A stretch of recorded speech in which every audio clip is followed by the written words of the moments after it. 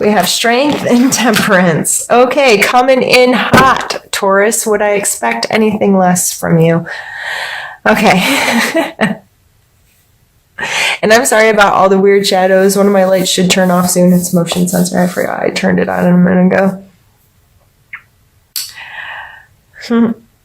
So mentally, strength is, I mean, you can see it's not about brute and brawn. It's about having this confidence, this knowing, this understanding that you can sustain, you can make it through this, you can withstand whatever it is, you can have some sense of semblance control, maybe a little bit over the situation. And the temperance is a card of balance and a balance of heart. She has 1 foot in the water, 1 foot on land. There's 2 cups moving water back and forth like this. I'm going to give you some. And you know, this is a sun back here, but I almost always see it as a volcano like exploding. I don't know why. I think it's supposed to just be the sunset. But that gives contrast to the water in my head, like this fire water kind of element, and it's very much pushed back. This is more of a dealing with your emotional space and finding a balance of how you're this give and take of human connection, and how do I feel in my heart about things, and can I go with the flow a little bit and be both on land and water. You know, that balance between those elements of being is just, you know, going with the tide or being steadfast and firm, and how do those two meet and weigh each other. And in order to receive blessings, I think these are definitely 2 energies that are blessable. So if it's this kind of stuff's on your mind a lot, this finding balance, being in a good emotional space, feeling confident, so forth, Taurus, that will lend itself. So whenever those things come to mind, something happens and it, starts a thought pattern about your stability, your strength, your balance, your emotional health and well-being, look for blessings in that. Look at it as a blessing, as an opportunity to strengthen these things about you. I think those are beautiful energies that come out there. So let's pull a card for your physical space. Oops, sorry, I think I bumped the camera.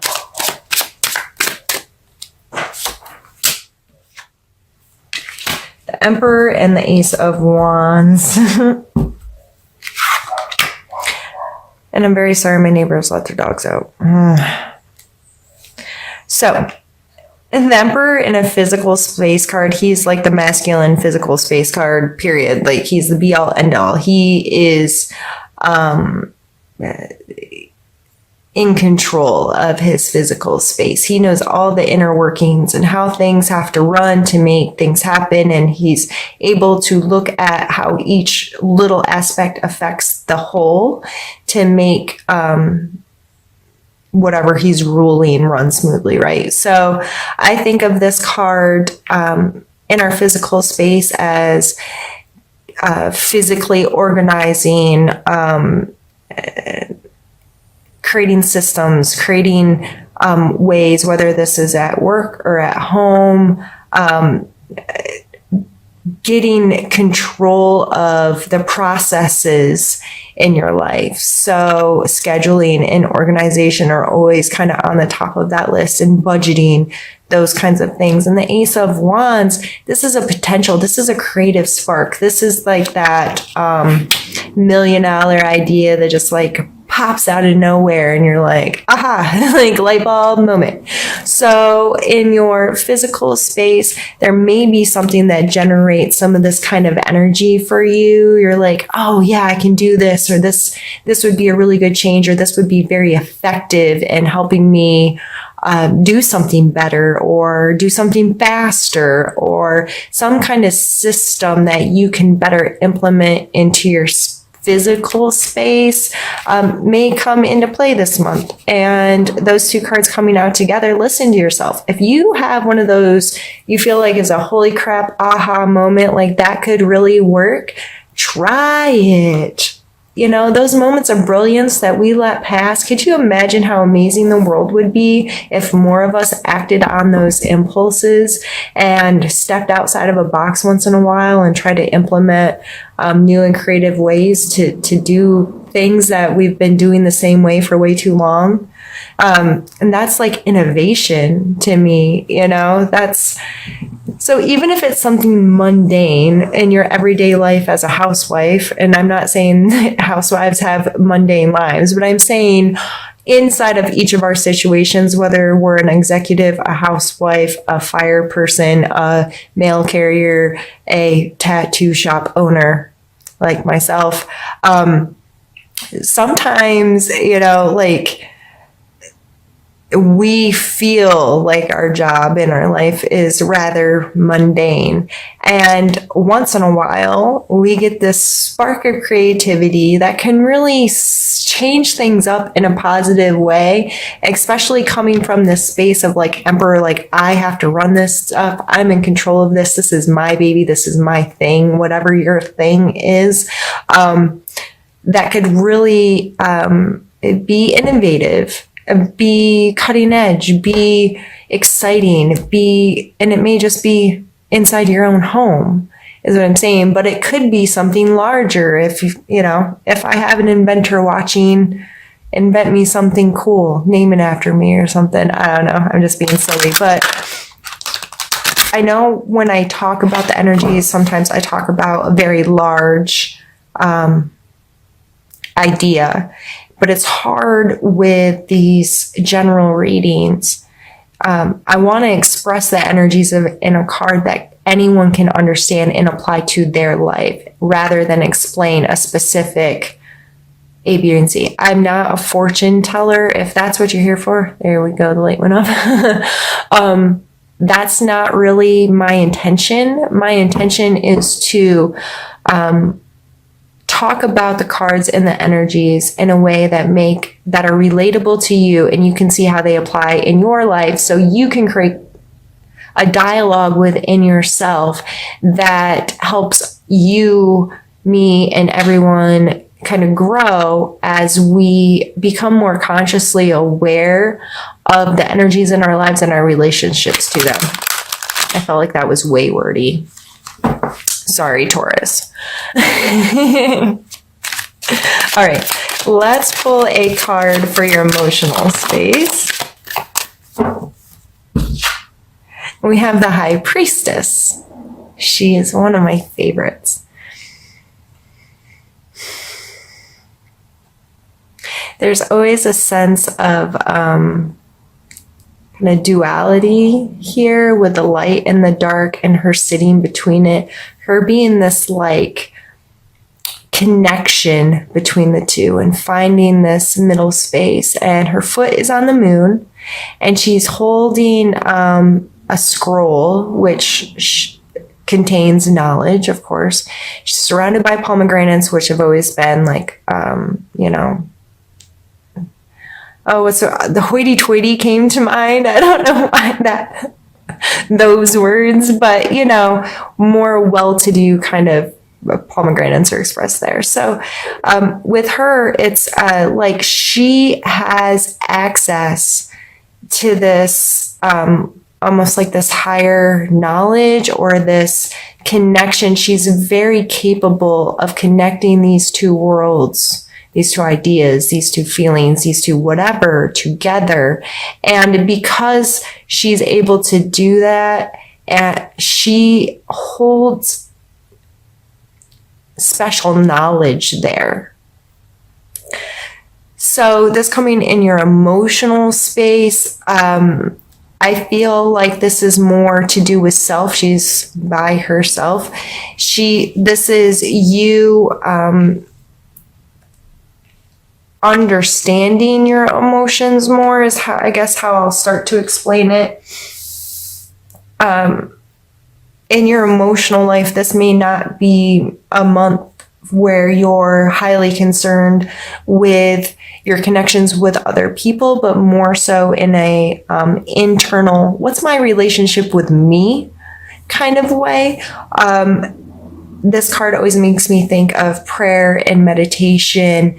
Exercise for a lot of people is the same kind of thing that pulls you into this spiritual, if you will, moment where you're alone with yourself, or you're alone with your God, your spiritual practices, where you kind of shut out the rest of the world and you have this ability to digest you.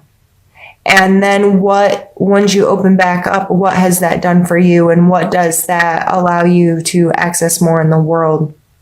So I just see her as this energy of self-care and, oh geez. Sorry. Hope that didn't affect the video. Self-care, self-trust, intuition, gut feelings, that trusting that if you get a bad feeling about somebody this month, trust your gut. If you're in a place where you're taking really good care of yourself, and these are all super positive cards, and you're in a good, emotionally healthy space, you may be a very good judge of character right now. Especially with the Strength and the Temperance and the Emperor, like these. So you have 3 major arcanas, an ace, and another major arcana. Like these are heavy duty, big energy kind of things. So I just feel like you are in a space, you are going to understand what blessings are, and your perspective is going to be one of which that you trust yourself, and you feel balanced, and you feel like you have some control, and you feel like your intuition is on. So those are amazing, beautiful energies to get to encompass. If you're not feeling that is a big opportunity to make yourself by, what is my relationship to this energy? What is my relationship to this energy? How does this make me feel? What could I do to bring this into my life? Where is it already? I just don't see it. And what is my perspective on my life? Am I blessable right now? Do I see blessings in everything, or am I overlooking them because my perspective isn't this? So let's pull for this reading, we're going to pull one more, and then we'll do a second reading. Not that one. That was just me not being able to move my thumb right. For your spiritual space, and then we'll move all of these cards and do another reading. Oh, I love it. We have the Wheel of Fortune, which is another major arcana card, and the Knight of Coins.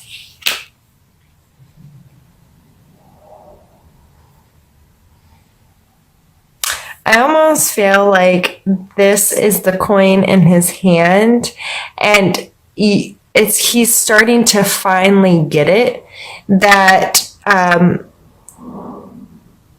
things happen and I have to think long term, but I also have to be able to react to things changing. The Wheel of Fortune always stands out to me as things keep turning, things keep moving. There's this I can't find the word. I wish my brain worked. Okay. So this is obviously a circle, and I can't find the word that I want. And there's things that are perceived as this way or that way or up or down or what have you. But it's all connected and it all cycles. And there's this grander thing at play that we aren't capable of seeing the whole picture and all the interactions that create what we're perceiving as our reality. All the little steps, every step of the way of what put this person or this thing or this idea, whatever, into right now.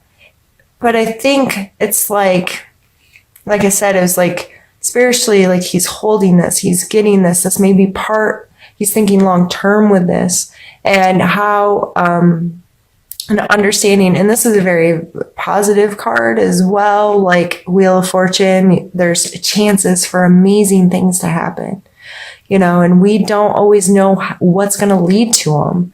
And we need to understand, okay, this is where I'm at today. I cannot change this moment, but I can make choices going further that are going to affect how this rolls and what interactions I have and what comes into play in this. So I just feel like a real sense of security when I look at these two cards together, in this knowing this and a giving up of like instant gratification, but thinking long term and thinking security and thinking he is on a horse, so he's able to move quickly and change path when needed quickly. Like he has assistance in being able to maneuver the world. I mean, he's not out there running buck wild, but if he needs to, right? He's a knight still. That's a lot of action in a knight. That's somebody that's out